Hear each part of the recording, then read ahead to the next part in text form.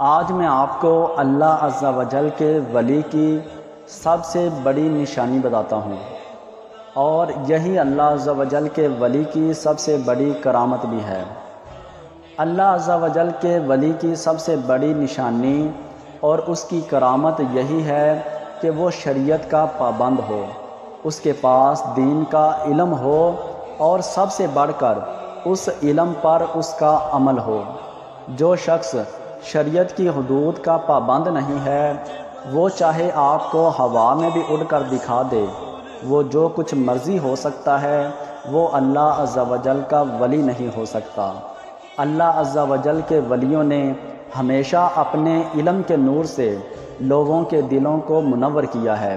اور انہیں دین متین کا راستہ بتایا ہے۔ وہ چاہے اعلیٰ حضرت ہوں، وہ چاہے شیخ عبد القادر گیلانی ہوں، وہ چاہے بابا فرید ہوں، اور وہ چاہیں داتا علی حجویری ہوں۔ داتا علی حجویری آپ کی مایہ ناز کتاب کشف المحجوب میں آپ نے کھانا کھانے کے آداب بتائے، آپ نے چلنے کے آداب بتائے،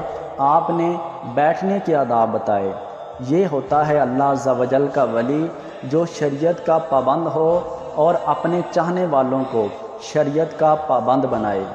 اور آپ نے اپنے علم کے ذریعے لوگوں کے اندر ایمان کا جذبہ پیدا کیا اور انہیں دین متین کی تبلیغ کی۔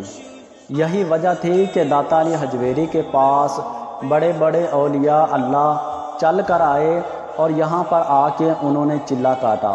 جن میں بابا فرید الدین مسعود گنج شکر رحمۃ اللہ تعالیٰ علیہ اور خواجہ معین الدین چشتی اجمیری رحمۃ اللہ تعالیٰ علیہ، آپ کے نام بھی شامل ہیں۔ ایسے ہی نہیں، خواجہ معین الدین چشتی اجمیری رحمۃ اللہ تعالیٰ علیہ،